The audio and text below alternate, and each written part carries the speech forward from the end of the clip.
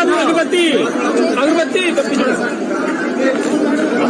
अरे उधर light of करो, लाइट ऑफ करो, लाइट ऑफ लाइट ऑफ करो।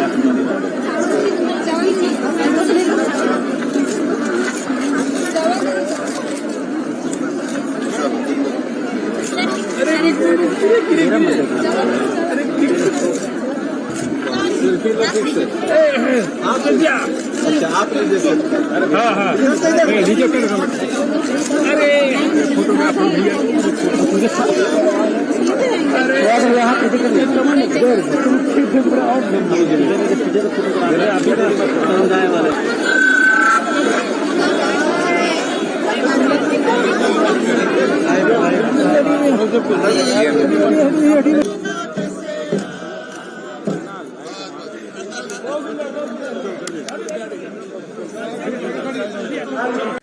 करम उत्सव के इस पावन बेला पर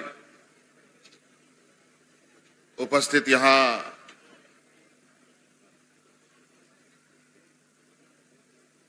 और लंबे समय से इस करम उत्सव के इस पर्व में यहाँ एकत्रित होने वाले सभी आदरणीय सम्मानित अतिथिगण और हमारी छात्र छात्राएं, आप सब लोगों को मेरी ओर से करम उत्सव के इस शुभ अवसर के लिए बहुत बहुत शुभकामनाएं देता हूं और अपनी ओर से जोहार करता हूं। बहुत कुछ कहने की आवश्यकता नहीं है, हम सब जानते हैं कि आज करम उत्सव आदिवासी समाज की एक ऐसी परंपरागत त्योहार है जो हमारे पूर्वज करते आए हैं, हम भी करते आ रहे हैं और हमारी आने वाली पीढ़ी भी करते रहेगी।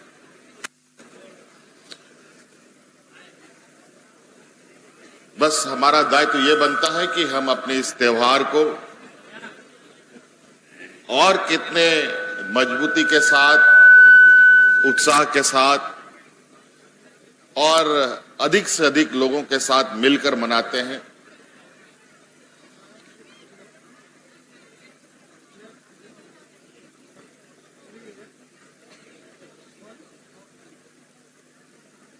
आदिवासी समाज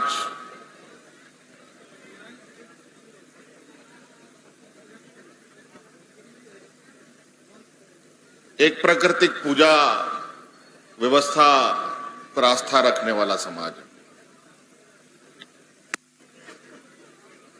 नदी, नाला, पहाड़, पर्वत इन्हीं के उपासक आदिवासी समाज।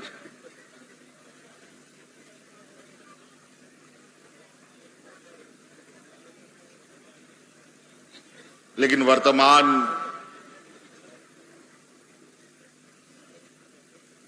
भौतिकवादी युग में इन सभी पहाड़, पर्वत, नदी, नालों के ऊपर बड़े पैमाने पर अतिक्रमण भी हो रहा है। ये बहुत बड़ा चिंता का विषय है, विशेषकर आदिवासी समाजों के लिए। जहां भी आदिवासी समाज, हम लोग आज विकास के उस पैमाने और उस गति को पकड़ने की प्रयास में हैं जहां कहीं ना कहीं हमारे प्राकृतिक व्यवस्थाओं के साथ बड़े पैमाने पर छेड़छाड़ हो रहा है।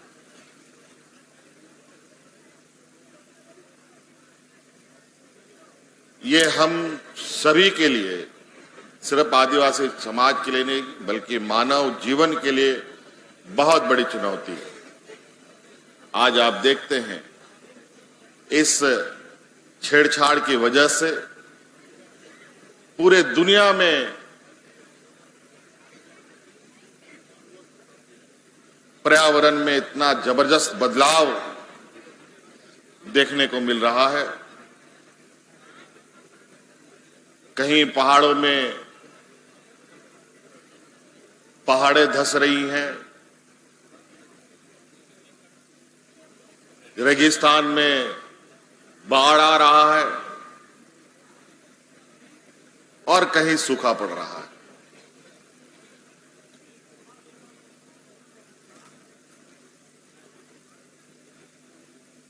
इसीलिए हम पूजा के साथ साथ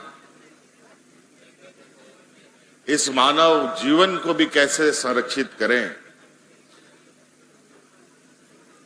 ये हम सभी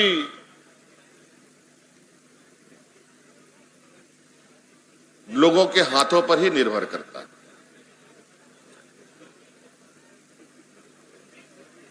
आज यहां रांची के वुमेन्स कॉलेज में इस परिसर में हम लोग आज इस कर्म उत्सव में एकत्रित हुए हैं और काफी लंबे समय से यहां लोग का जुटान भी होता रहा है,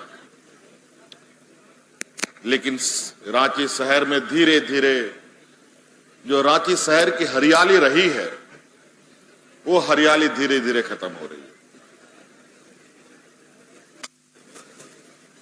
और हम इसे बहुत हल्के में लेने का प्रयास कर रहे हैं और नतीजा ये होता है कि आज कई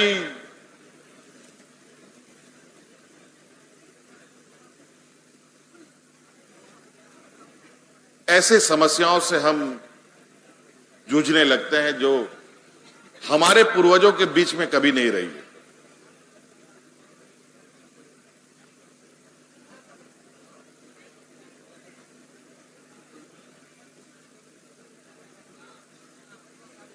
ये साथ साथ में मानव विचार, मानव सोच में भी जो बदलाव होता है, ये कहीं ना कहीं प्राकृतिक में वो ताकत है जो ताकत इस ब्रह्मांड में किसी के पास नहीं।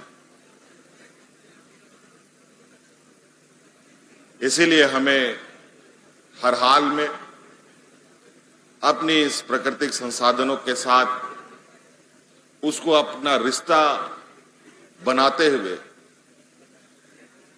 हम विकास की सीढ़ियों को कैसे छुएं, ये भी हमें चिंता करने की आवश्यकता है। मैं कई वर्षों से आपके इस प्रांगण में मुझे आने का सौभाग्य प्राप्त होता है। चलते चलते बहुत सारी चीजें मैं कुछ सुनता हूं, कुछ देखता हूं और इस बीच उसका चिंतन मंथन कर कुछ निर्णय भी लेता हूं। मुझे अभी बताया गया कि हम लोगों ने जो एक निर्णय लिया है, इस राज्य की जितनी भी हमारे कल्याण विभाग के स्कूल है, हॉस्टल्स हैं, सभी हॉस्टल को उसका जीर्णोद्धार किया जाएगा। मुझे नहीं मालूम था कि इस परिसर में भी कल्याण विभाग के हॉस्टल हैं। मुझे पता चला वो बनकर तैयार हुआ। इसके लिए भी आप लोग को बहुत बहुत शुभकामनाएं। हमारे यहाँ आदिवासी हॉस्टल के बच्चे जो आज के दिन में भी पूरे खपरेल वाले व्यवस्था और जज्जर व्यवस्था में रहने के लिए मजबूर हैं, आज इस पर दो भव्य एक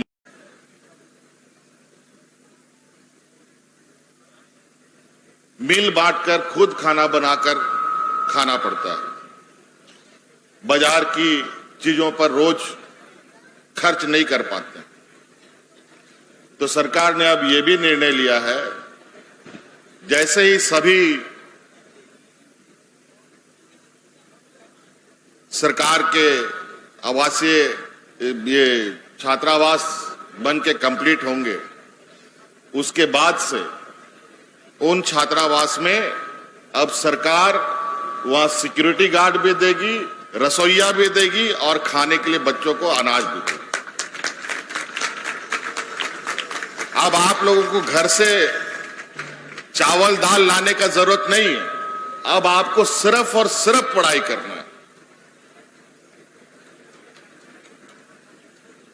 इसलिए आपकी चिंता खाने पीने से लेकर रहने से लेकर के आपकी पढ़ाई तक की कई सारी योजनाओं को हम लोगों ने धरातल पे उतारने का काम प्रारंभ कर दिया है।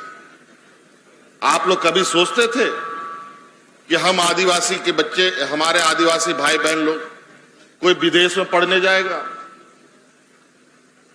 कोई दलित पिछड़ा अल्पसंख्यक का बच्चा विदेश में जाके पढ़ेगा?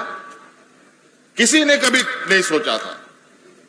लेकिन आज आपके इस भाई ने वो कर दिखाया कि आज हमारे इस राज्य के आदिवासी दलित पिछड़े के बच्चे विदेशों में हायर एजुकेशन के लिए पढ़ाई करने जाते हैं और उसका पूरा खर्चा राज्य सरकार उठाती है और आपसे कोई बॉन्ड भी नहीं निकालते हैं। जिन अंग्रेजों ने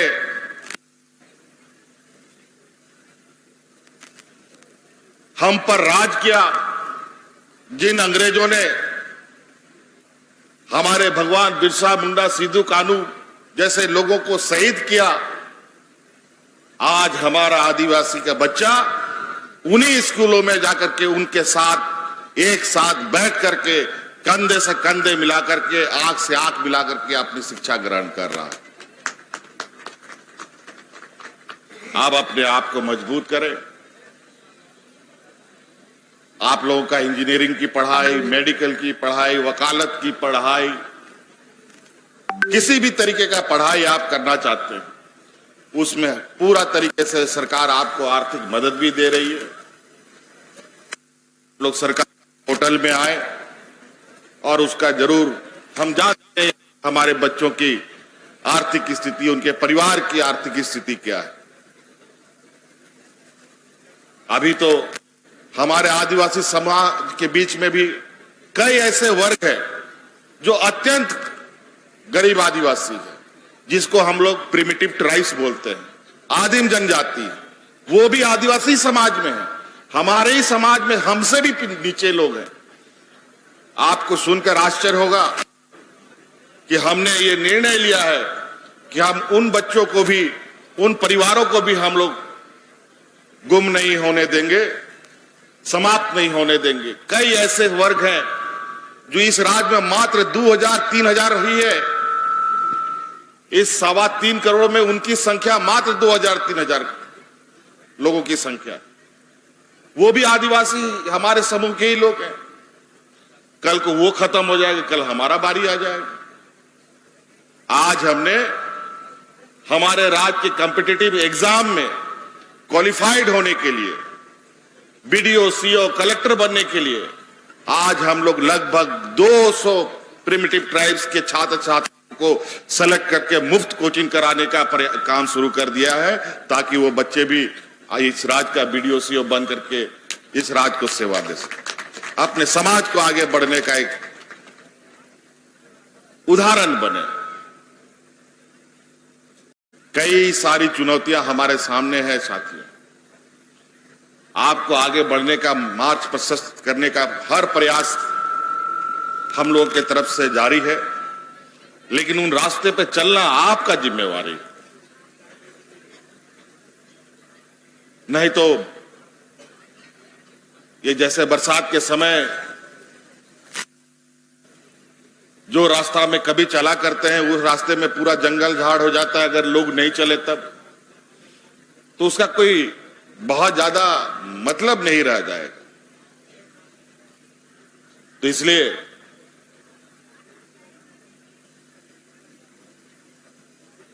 मैंने इस बात को कहने का और आपके बीच में रखने का प्रयास किया, क्योंकि मुझे बहुत कम मिलता है वक्त, समय बहुत कम है, कई चुनौतियां, कई मंजिलें पार करनी है। यहां मैक्सिमम छात्र छात्रा हैं, काफी बुद्धिजीवी लोग भी हैं, चीजों को बहुत करीब से देख रहे हैं और निश्चित रूप से झारखंड का, यहां का आदिवासी, दलित, पिछड़ा, अल्पसंख्यक कैसे आगे बढ़े, ये राज्य कैसे आगे बढ़े, ये हमारी प्राथमिकता में है। ये हमारे प्रथम पंक्ति के विषय हैं जिन्हें हर हाल में आगे ले जाने का हमारा संकल्प है। आप लोग आज इस कर्म उत्सव पर पूजा ही नहीं बल्कि एक संकल्प के साथ भी आगे बढ़ें कि राज्य को, अपने परिवार को, अपने समाज को हम और कितना मजबूत कर पाए। कोई बाहर से नहीं आएगा, नहीं तो समाज जैसे होता है ना, समुद्र में बड़ा मछली छोटा मछली को खा जाता है, तो सामाजिक व्यवस्था में भी हम लोग उस वर्ग में आते हैं जहां अगर हम लोगों ने सचेत रहने का काम नहीं किया और एकजुटता नहीं दिखाई तो आज के दिन में हम भी किसी के मुंह का निवाली बन जाएंगे। अब दोनों पति पत्नी डर करके उसके पास जाते हैं और पूछते हैं, हे भाई तुम कौन हो? और अभी अभी हम लोगों ने सारा खेत उजाड़ दिया है, लेकिन वो तो फिर से टहला रहा है, सारा धान लगा हुआ है, तो ऐसा कैसे हुआ? तब उस व्यक्ति ने कहा कि हे कर्मा, मैं तुम्हारे भाई धर्मा के खेतों की धन संपत्ति की रक्षा के लिए कर्म देवता के द्वारा भेजा गया देवदूत हूं। मैं कर्म देवता के द्वारा भेजा गया देवदूत हूं। यह करके कर्मा डर गया।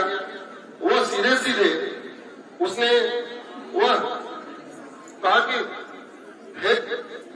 हमसे गलती हो गई, लेकिन ऐसा मैंने अपनी स्थिति और परिस्थितियों के कारण किया है। अब तुम ही बताओ कि मैं क्या करूं कि मेरा जीवन भी बाकी भाइयों की तरह खुशहाल हो जाए, मेरे भी सारे सपने पूरे हो, मेरा घर की संपत्ति से भर जाए। तब उस देवदूत ने कहा, तुम अपने गलतियों का प्रायश्चित करो और इसके लिए फिर एक ही उपाय है। ये सावन का महीना है, सब अपनी चल रही है, कुछ दिनों के बाद में एकादशी आएगा, भाद्र शुक्ल पक्ष एकादशी का दिन आएगा। तो जिस तरह से पूरे गांव वाले भाद्र शुक्ल पक्ष में कर्म देवता को स्थापित करके उसकी पूजा अर्चना करते हैं और सब तुम्हारा भी सब, तब फिर वह कर्मा और कर्मी दोनों उस देवदूत के पैरों में गिर पड़े और कहे, हे देवदूत, तुमने जैसा कहा है अब हम आगे वैसा ही करेंगे। और उसके बाद वो पैरों में गिर के वो जो उन्होंने उससे कहा और जब खड़ा होकर देखते हैं तो देखते हैं कि देवदूत अपने जगह से गायब हो गया। अब कर्मा अपने घर वापस चला आता है और वापस आने के बाद उसने निश्चय किया, प्रण किया कि अब मैं जैसा देवदूत ने कहा है मैं उसी का अनुपालन करूंगा, तभी मेरी किस्मत बदलेगी। फिर वो भाद्र शुक्ल पक्ष एकादशी के दिन का बेसब्री से इंतजार करता है। भाद्र शुक्ल पक्ष एकादशी का दिन भी आ जाता है और फिर दोनों पति पत्नी सुबह से उपवास करते हैं और उपवास करने के बाद फिर कर्म की डाल को लाने के लिए निकल पड़ते हैं। देवता उनकी परीक्षा लेने के लिए उनके राह में कई बाधाएं खड़ी करते हैं, लेकिन सभी बाधाओं को पार करके कर्मा और दोनों जाकर कर्मा के 3 डाल लाते हैं, अपने घर में स्थापित करते हैं और स्थापित करने के बाद वे शाम को दोनों मिलजुल कर